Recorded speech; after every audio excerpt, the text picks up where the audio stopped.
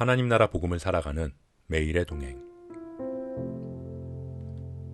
오늘 말씀은 다니엘 6장 1절부터 15절의 말씀입니다. 다리오가 자기의 뜻대로 고관 120명을 세워 전국을 통치하게 하고 또 그들 위에 총리 셋을 두었으니 다니엘이 그 중에 하나이라.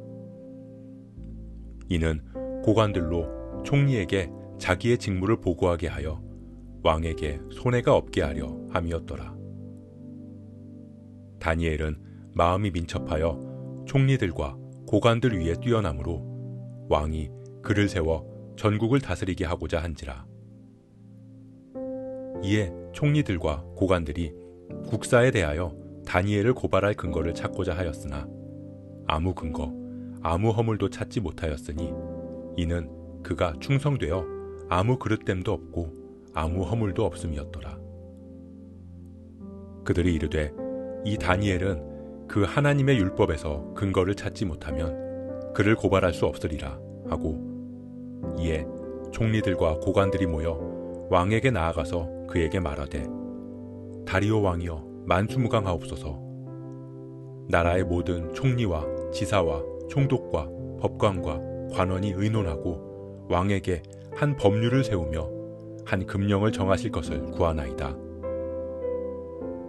왕이여, 그것은 곧 이제부터 30일 동안에 누구든지 왕 외에 어떤 신에게나 사람에게 무엇을 구하면 사자굴에 던져넣기로 한 것이니이다. 그런즉 왕이여, 원하건대 금령을 세우시고 그 조서에 왕의 도장을 찍어 메대와 바사에 고치지 아니하는 규례를 따라 그것을 다시 고치지 못하게 하옵소서. 하매 이에 다리오 왕이 조서에 왕의 도장을 찍어 금령을 내니라. 다니엘이 이 조서에 왕의 도장이 찍힌 것을 알고도 자기의 집에 돌아가서 윗방에 올라가 예루살렘으로 향한 창문을 열고 전에 하던 대로 하루 3번씩 무릎을 꿇고 기도하며 그의 하나님께 감사하였더라.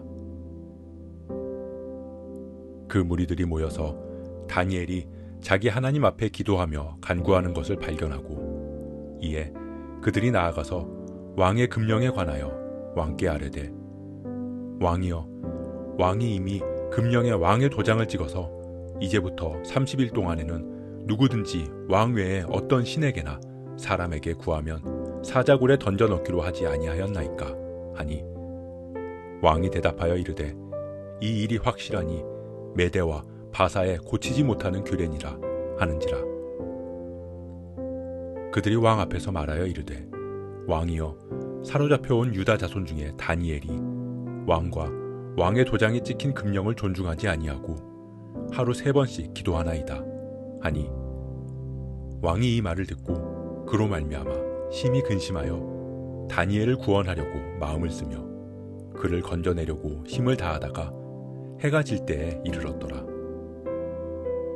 그 무리들이 또 모여 왕에게로 나아와서 왕께 말하되 왕이여, 메대와 바사의 규례를 아시거니와 왕께서 세우신 금령과 법도는 고치지 못할 것이니이다 하니,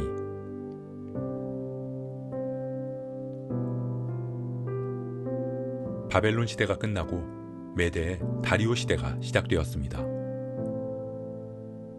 보통 새로운 제국이 세워지고 권력이 바뀌게 되면 이전 시대의 공직자들은 숙청의 대상이 됩니다.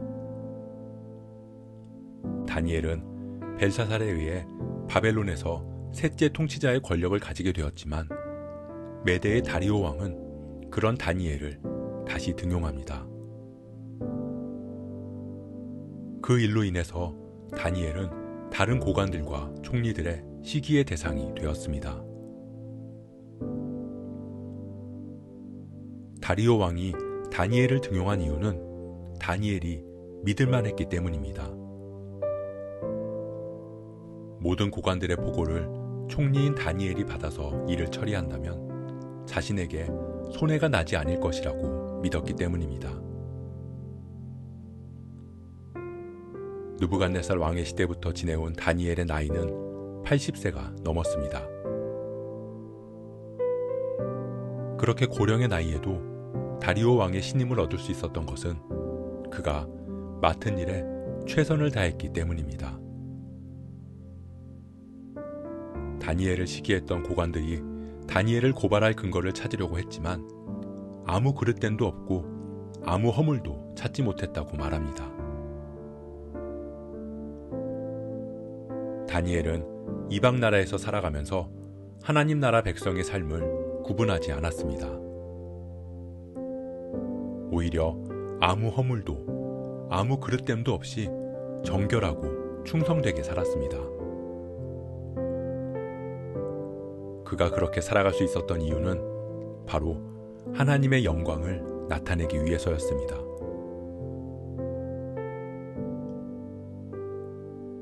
우리는 가끔씩 하나님 나라와 세상을 분리하곤 합니다.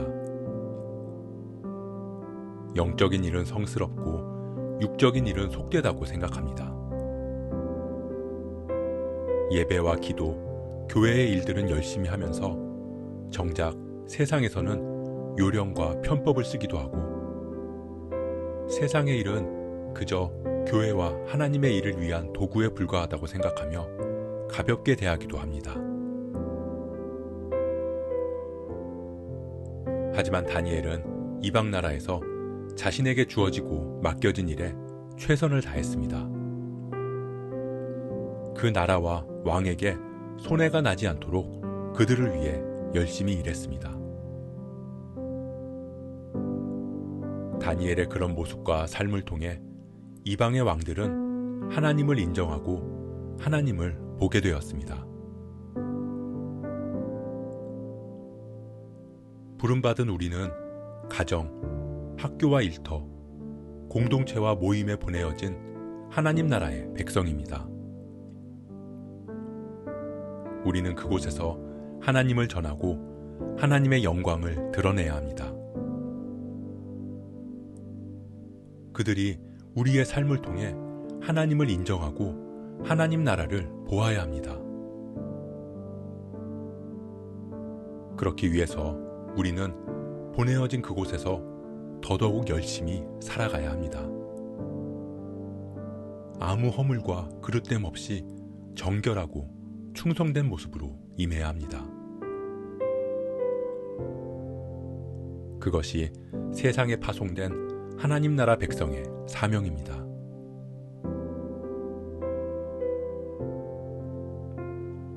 다니엘을 시기한 총리들과 고관들은 다니엘을 고발할 계략을 꾸밉니다. 그들은 다리오 왕에게 앞으로 30일 동안 누구든지 왕 이외의 다른 사람이나 신을 섬기면 사자굴에 던져놓자는 규례를 제정할 것을 요청합니다. 다리오 왕은 제국 초기에 왕권을 강화할 필요성을 알았기에 이 규례를 제정하고 조서에 도장을 찍었습니다. 세상은 아무런 흠과 허물이 없는 그리스도인들을 미워합니다.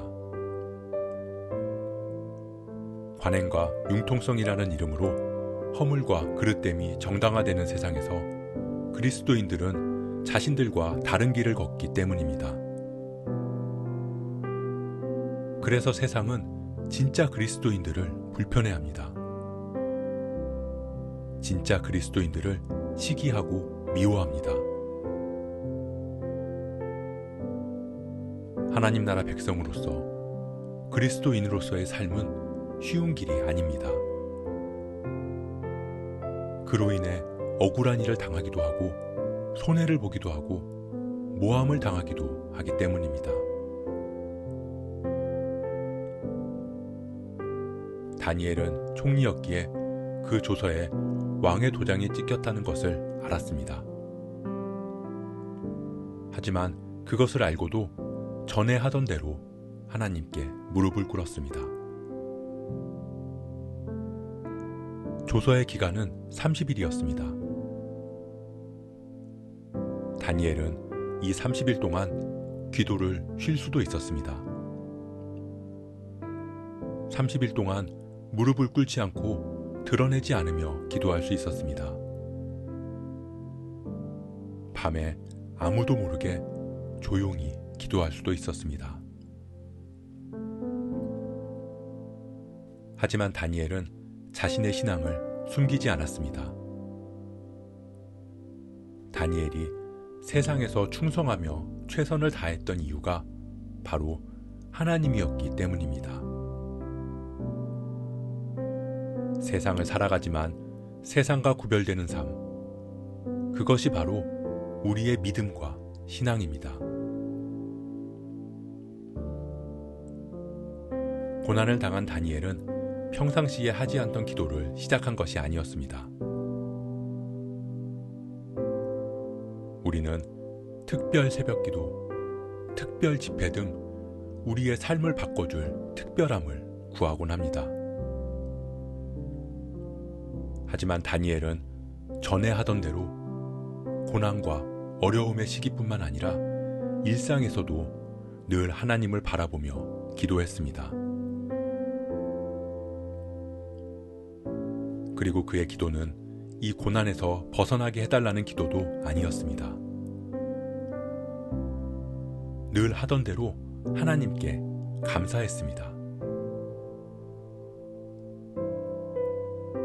다니엘을 고발하는 총리들과 고관들의 계략을 깨달은 다리오 왕은 다니엘의 일로 인해 근심하고 그를 구하려고 애를 씁니다.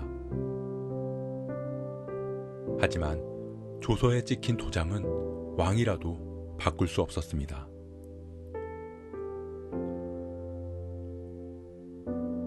사랑하는 성도 여러분, 우리는 이 땅에 파송받은 하나님 나라의 백성입니다.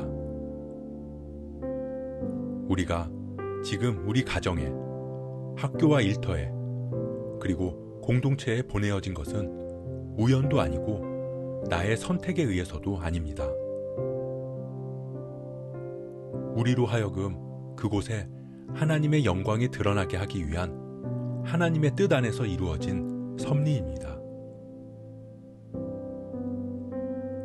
그래서 우리는 이 땅에 하나님의 나라가 임하고 하나님의 영광을 위해서 세상보다 더 흠없고 그릇됨도 없고 아무 허물도 없이 정결하고 충성되게 살아가야 합니다. 세상과 부딪히고 세상의 미움을 받을지라도 우리가 믿음과 신앙을 붙들고 담대하게 세상을 살아내는 진짜 그리스도인이 되길 소원합니다. 그렇게 오늘도 우리에게 주어진 그리스도인으로서의 이 사명을 감사함으로 이루어 나가는 하루가 되길 주님의 이름으로 축복합니다.